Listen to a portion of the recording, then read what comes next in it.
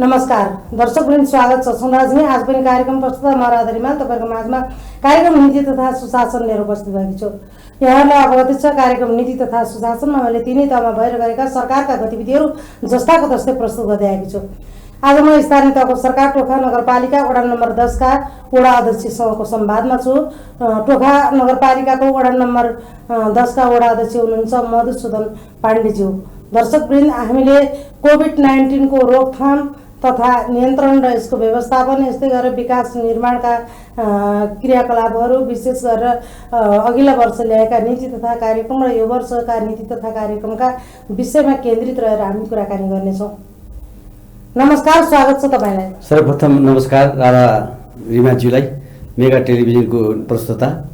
आजको नीति तथा सुशासन कार्यक्रममा निम्ता गरेर यो जुन अवसर दिनुभयो यसप्रति यहाँलाई पुनः नमस्कार गर्न चाहन्छु। धेरै धेरै धन्यवाद छ। यहाँले कोभिड-19 को महामारीले लामो समय लगभग 7-8 महिना हुन लाग्यो।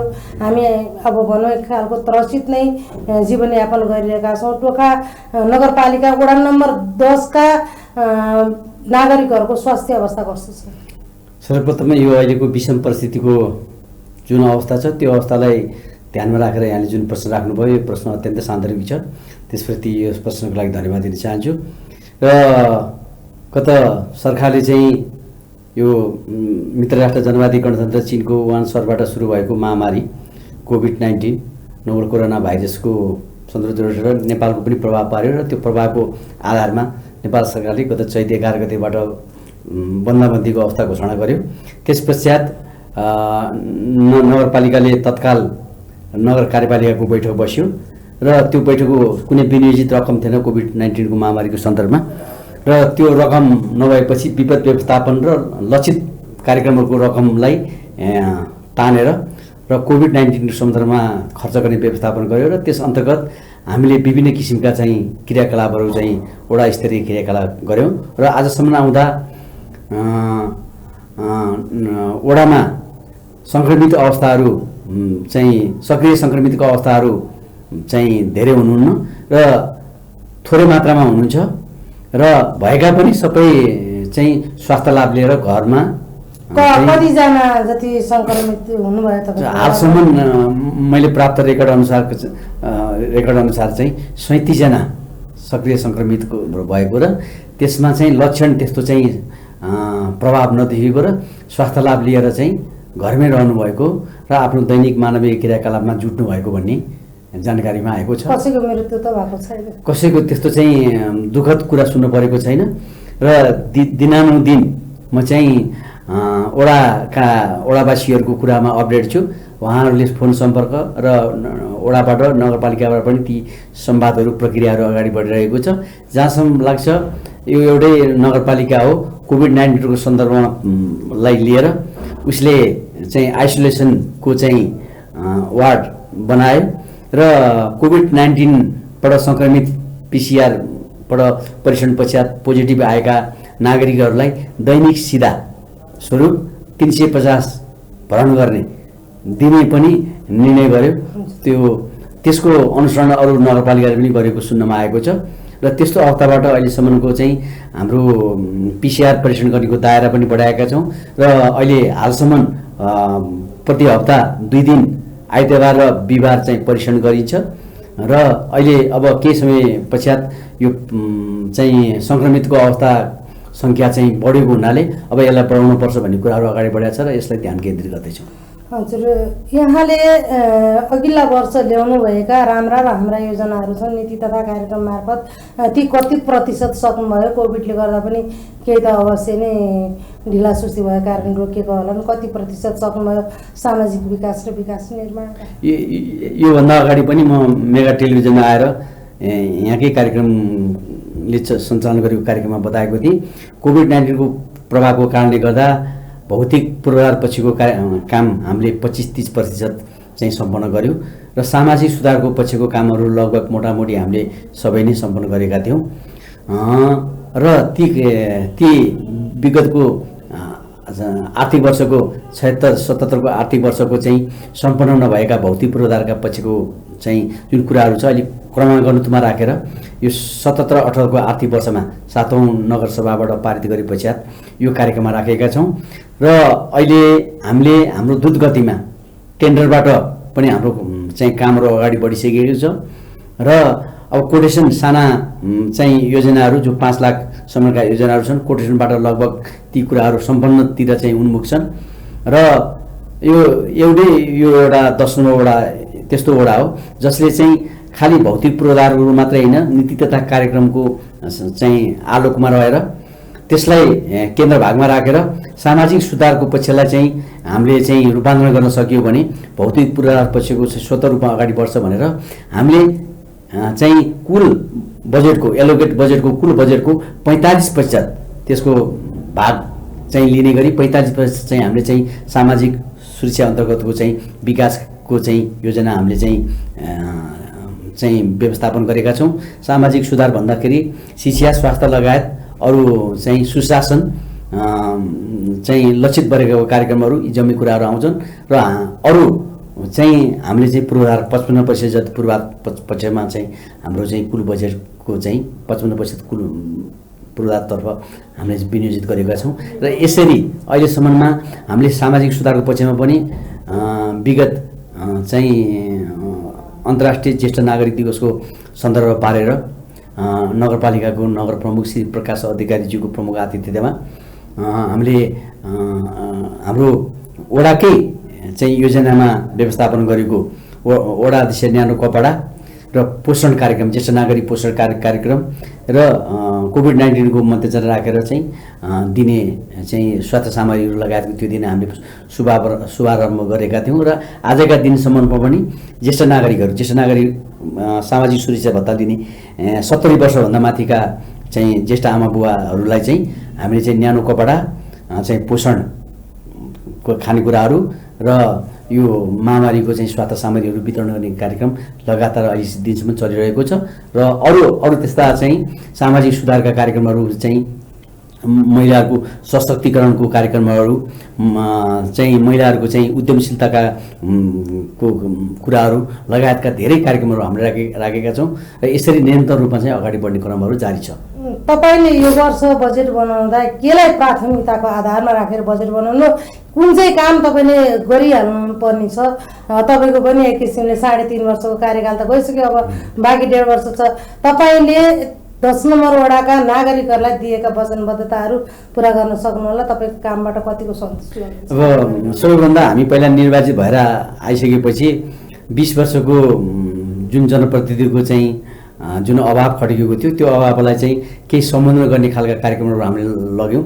त्यसमा हामी चाहिँ राजधानीवासी भए तापनि खानेपानीको अत्यन्तै समस्या, खानेपानीकोबाट समस्या हुने र त्यसरी डुबान क्षेत्रको समस्या त्यसलाई हामीले केही हदसम्म समाधान गरिसकेका छौँ र खानेपानीको जहाँसम्म लाग्छ समाधान भइसकेको छ र अब अहिले चाहिँ मुख्य समस्याको रूपमा जडको रूपमा रहेको र सामाजिक सुधार पक्षको नै मैले देखेका छु। सामाजिक सुधारको पक्षमा यो मैले नेतृत्व गरेको वडा 10 नम्बर वडामा चाहिँ सामुदायिक विद्यालय मनोरमावि जो चाहिँ 2019 सालमा स्थापित भएको छ।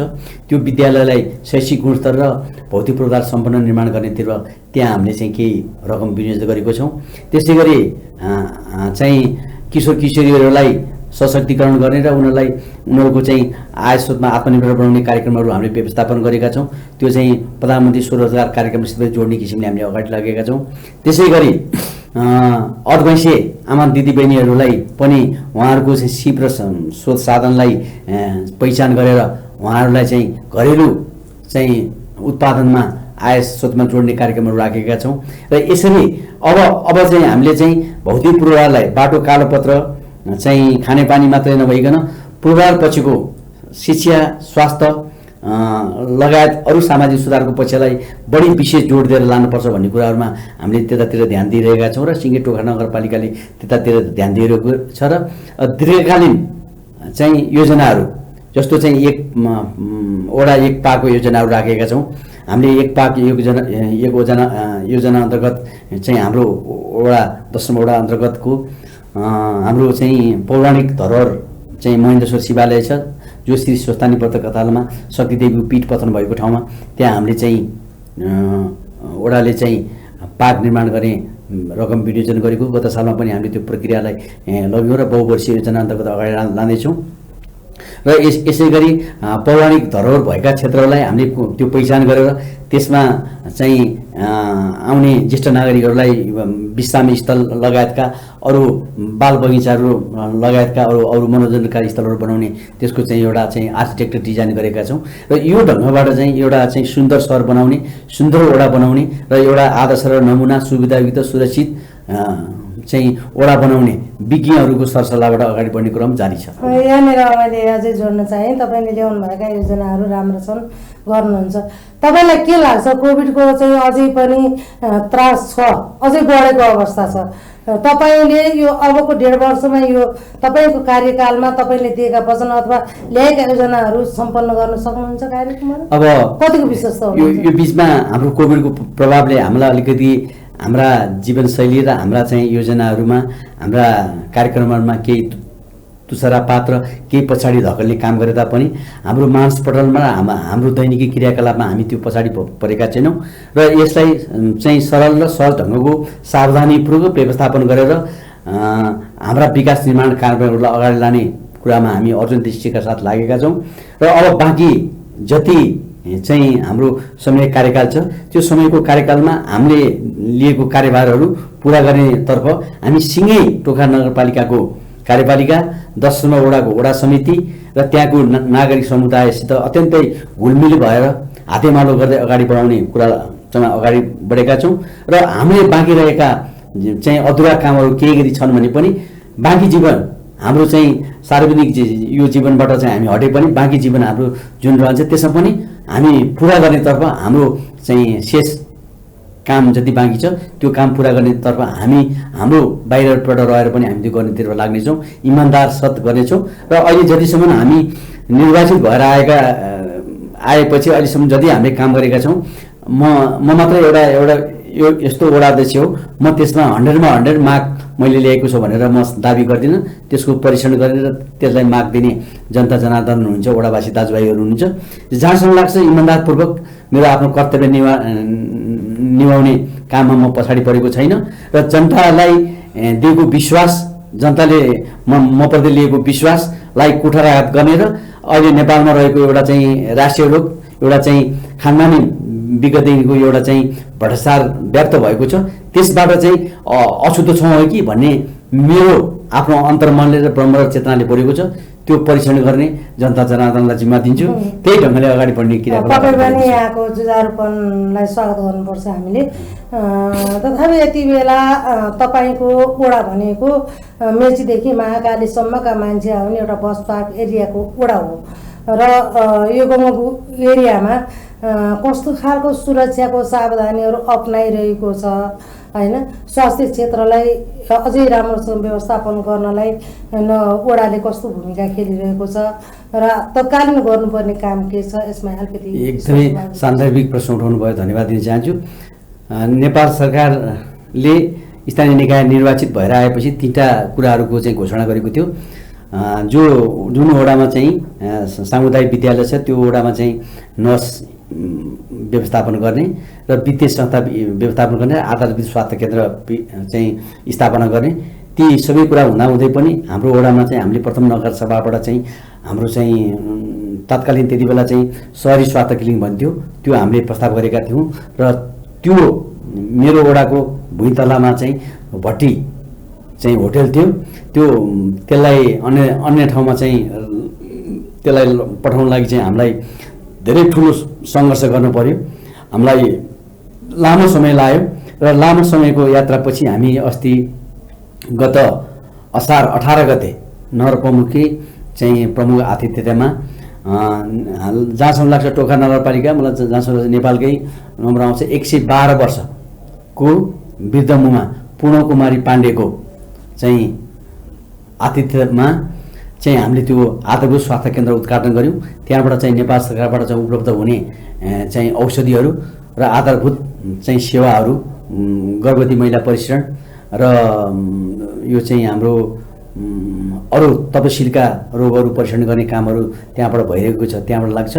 प्रक्रिया अगाडि बढेको छ। शान्ति सुरक्षाको सवालमा सीसी क्यामेराहरू व्यवस्थापन गर्ने कामहरू भइरहेको छ। उज्यालो बत्ती, सेन्सर लाइट राख्ने, आपराधिक क्रियाकलाप हुनेहरू, त्यस्तो जघन्य अपराध क्रियाकलाप हुने ठाउँहरूमा सेन्सर बत्ती राख्ने प्रक्रियाहरू अगाडि बढ्ने चरणमा छ। र यो दशैँभन्दा अगाडि नै केही बत्ती चाहिँ त्यस्तो चाहिँ सडक बत्तीहरू जडान गर्ने कामहरू अगाडि बढिरहेको छ। र हामी सुरक्षा निकायहरूको हाम्रो चाहिँ जोखिम अत्यन्तै भएको ठाउँ भएको हुनाले यहाँले उठाएको प्रश्नसँगै जोडेको र हाम्रो राष्ट्रिय हितको पक्षपात पनि नजिक जोडेको भएको हुनाले हामी सुरक्षा निकायसित समन्वय गरिरहेका छौँ र अहिले पनि सुरक्षा निकायहरूसित हामी दैनिक समन्वय गरिरहेका छौँ। र हाम्रो चाहिँ यो 10 नम्बरवटा चाहिँ त्रिवेणी धाम 9, 10, 11 को चाहिँ चोकमा रहेको र त्यहाँ चाहिँ ट्राफिकको चाहिँ अत्यन्तै चाहिँ सवारी साधनको चाप भएको ठाउँ भएको हुनाले ट्राफिकको व्यवस्थापन पनि हामीले गरेका छौँ, एकतर्फी बाटोको व्यवस्थापन गरेका छौँ।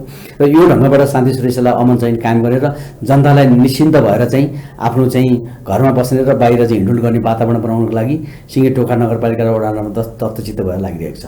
यति बेला कोभिड-19 को महामारीले आक्रान्त भइरहेको बेला अब हामी जे होस् त्रसित नै छौँ भन्नुपर्छ। यसको व्यवस्थापन गर्नलाई जुन सङ्घीय सरकारले खेलेको भूमिका, जुन प्रदेश सरकारले खेलेको भूमिका तपाईँलाई कस्तो लाग्छ? जस्ताको तस्तै यथार्थता। अब यो कोभिड-19 को प्रभाव चाहिँ जुन ढङ्गले अन्तर्राष्ट्रियकरण हुँदै नेपालमा पनि प्रवेश गर्यो र प्रवेश गर्दाखेरि यो नयाँ रोग आयो, सबैलाई यसको बारेमा अध्ययन अनुसन्धान नभएको विषय थियो। त्यति बेला सरकारले के गर्ने कसो गर्ने भन्ने कुराहरूमा सरकार पनि अलमलमा परेको स्थिति छ। र अहिले आएर चाहिँ मेरो आफ्नो चाहिँ ज्ञान र विवेकले, ब्रह्म र चेतनाले बोल्दाखेरि सरकारले अरू कुराहरूलाई यसलाई चाहिँ अपडेट गरिरहनु पर्ने आवश्यकता छैन र यसलाई खालि जनतालाई सुरक्षाको अनुभूति गराउने र स्वास्थ्यको लागि अनुभूति गराउने वातावरण, त्यो किसिमको मोडलमा सरकार जानु पर्यो, तयार पार्नु पर्यो।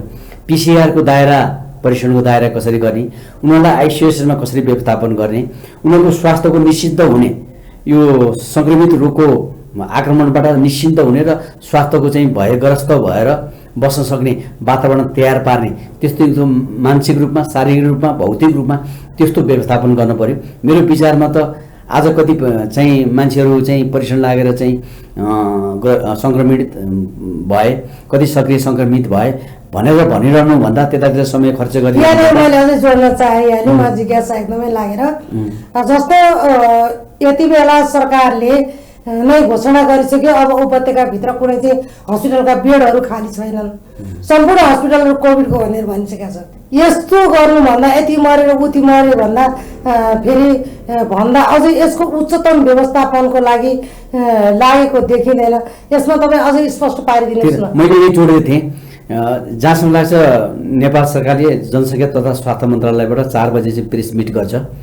त्यो प्रेस मिटमा चाहिँ त्यतातिर चाहिँ त्यस अपडेट लिने डाटाहरूको चाहिँ आन्तरिक रूपमा त्यो डाटाहरूलाई सरकारले व्यवस्थापन गर्ने, बाहिर चाहिँ जनमानसमा त्यो गर्दाखेरि मेरो आफ्नो बुझाइ मैले चाहिँ राख्दैछु यो मिडिया मार्फत। त्यो बुझाइ गर्दाखेरि जनताहरू आतङ्कित हुने, त्यसबाट त्यो चाहिँ त्यसको सङ्क्रमणको ग्राफ हेरेर, त्यो मृत्युको ग्राफ हेरेर जनताहरू आक्रान्त हुने स्थिति त्यस्तो देखिरहेको छ। त्यतातिर त्यो कुरालाई नलाइकन आन्तरिक व्यवस्थापन गर्ने चाहिँ अब अहिले घरमा पनि चाहिँ कोभिडको अस्पतालको रूपमा बनाउनु पर्ने स्थिति छ, अस्पतालमा पनि कोभिडको अस्पतालको रूपमा बनाउनु पर्ने छ, निर्माण भइसकेकोलाई अब निर्माण गर्न पनि आवश्यकता छ। र यसरी जनताको स्वास्थ्यमा जुन किसिमको अवस्था अहिले चाहिँ महामारीले सिर्जना गरेको छ त्यसलाई चाहिँ निश्चिन्त हुने वातावरण के प्रविधिहरू चाहिँ अन्तर्राष्ट्रिय जगतको प्रविधि विकास के भएको छ, हाम्रो सोच साधनले के गर्न सक्छ, त्यसलाई अधिकतम प्रयोग गर्नका लागि त्यसको यसो भन्दासँग यसलाई अझ मैले जोड्न चाहेँ। कतिपय अग्रज व्यक्तित्वहरूले जो समूहको भनौँ नेतृत्व गर्नुभएको छ, सामाजिक सङ्घ संस्था कुनै दलका प्रतिनिधिहरूले पनि कोभिड भनेको चाहिँ यो हङ्गामा हो, हुइङ हो, कोभिड भनेको खासै त्यस्तो खालको भयावह स्थिति पार्ने रोग होइन, यो चाहिँ नर्मल हो, हामी सबैलाई छ, यो पिसिआर टेस्ट चाहिँ बन्द गराउनुपर्छ। अब जसलाई दीर्घ रोग छ त्यो मात्रै नै गएको हो, अरू त फर्केका छन् भने यसको औषधि यसै पनि छैन, त्यही नै रहेछ। सिधा मलाई खाने रहेछ, निमोनिया नै हुने रहेछ भन्ने खालको कुराहरू पनि आएका छन्। यो सरकारले आतंकित बनाएर PCR टेस्ट गरायो भन्दैछन्। तपाईँको व्यक्तिगत विचार के छ? यो अब यस्तो, म त मेडिकल साइन्सको स्टुडेन्ट पनि होइन, म जनस्वास्थ्य विज्ञ पनि होइन, म त्यो निराधार कुरा म भन्न सक्नु पनि सक्दिनँ। तर एउटा कुरा, रोगै नभइकन रोग भयो भनेर त्यसरी त यो विषयवस्तु त्यसरी आउँदैन। तर विषयवस्तु एउटा त के हो भने जति कुराहरूलाई यसलाई जुन ढङ्गबाट यसलाई व्यवस्थापन गर्न पर्थ्यो र जुन यो सङ्क्रमण चाहिँ विश्वको परिस्थितिमा आयो त्यसलाई अलिकति, मलाई यसमा अलिकति दुःख पनि व्यक्त छ। WHO ले पनि यसलाई त्यति सघन ढङ्गले यसलाई व्यवस्थापन गरेन, त्यही ढङ्गले यसलाई चाहिँ अगाडि ल्यायो र सरकारहरूले पनि यसलाई चाहिँ यो रोग हो, रोगको व्यवस्थापन सरकारले गरिरहेको छ, त्यसलाई सहयोग गर्नुपर्छ भन्ने विज्ञहरूको अब चाहिँ दलहरूको पनि त्यस्तो सकारात्मक भूमिका भएन। र यस बिचमा रोगहरूको बिचमा, रोगको चाहिँ सरकारले गरेको क्रियाकलापको बिचमा राजनीतिक अभिष्ट पुरा गर्ने, यसलाई साधनको रूपमा लिएर त्यतातिर जाने त्यस्तो किसिमको क्रियाकलाप हो कि भने जस्तो चाहिँ भान पर्न गयो। तर तथापि सरकारले गरेको काममा हामी सबैले हातेमालो, स्थानीय तह, प्रदेश र विज्ञहरू, नागरिक समुदायहरू, दलहरू सबैले लाग्नुपर्छ। यो रोग हो होइन। अब रोगबाट हिजो पनि मान्छेहरूको मृत्युवरण भएको थियो, अहिले पनि हुन्छ। अब मात्रा बढी होला त्यो भिन्दै कुरा हो, तर यो रोगै होइन। यो PCR टेस्टै गर्नुहुन्न। सरकारले चाहिँ रोग लागेको छ, क्यान्सर रोग लागेको छ, टिबी रोग लागेको छ, हरेक थरीका रोग लागेको छ, त्यो हस्पिटलमा नजा भनेर न त सरकारले भन्छ, न त नागरिक समुदायले भन्छ, न त दलीयले भन्छ, न त स्वास्थ्य विज्ञले भन्न सक्छ। त्यो त भन्न सक्ने कुरा रहेन। सरकारले आफ्नो नागरिक दायित्व त पुरा गर्नै पर्छ।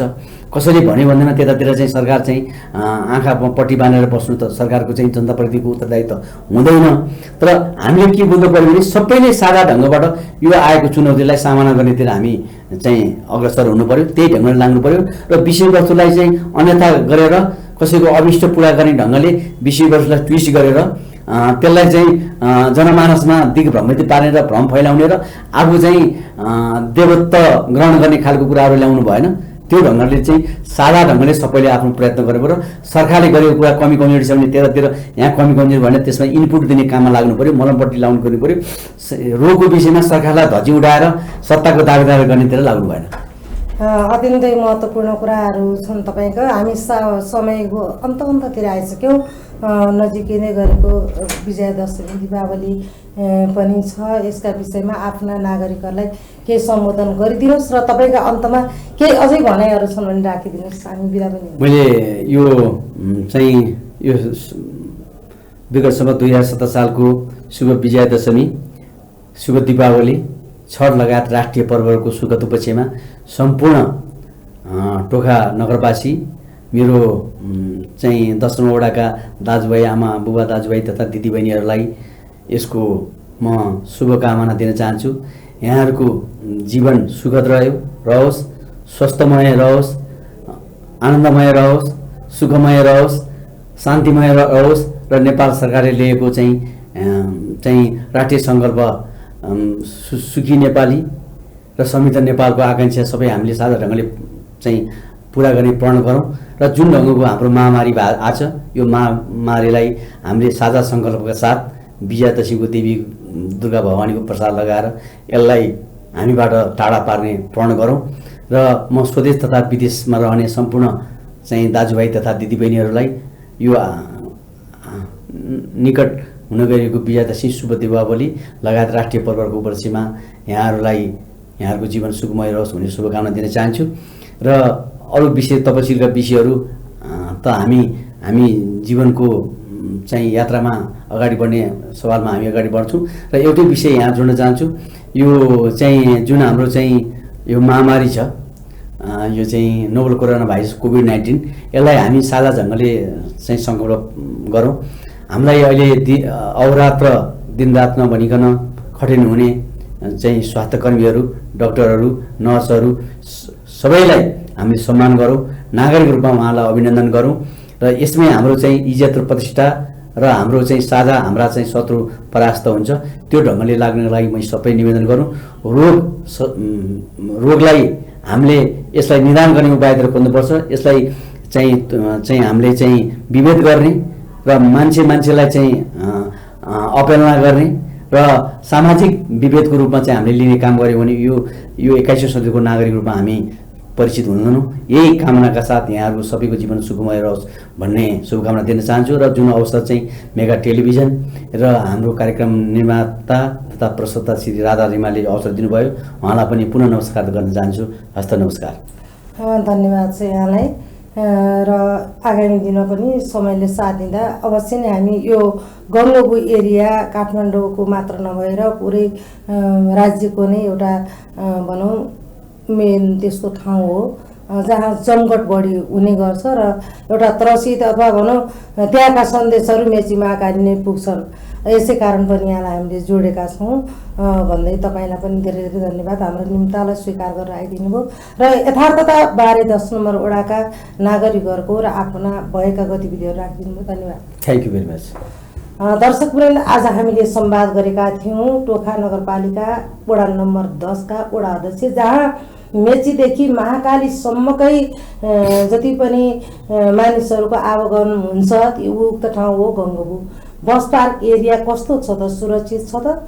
त्यसलाई सुरक्षा सावधानीका उपायहरू कसरी अपनाइएको छ? स्वास्थ्यको अवस्था कस्तो छ भन्ने विषयमा विशेष हामीले संवाद गऱ्यौँ भन्दै कार्यक्रमको निर्धारित समय सकिएको हुँदा कार्यक्रम प्रस्तुता म राधा रिमाल लगायतको सम्पूर्ण विधा हुन्छ। यहाँहरूले हेर्दै रहनुहोला मेगा टेलिभिजन।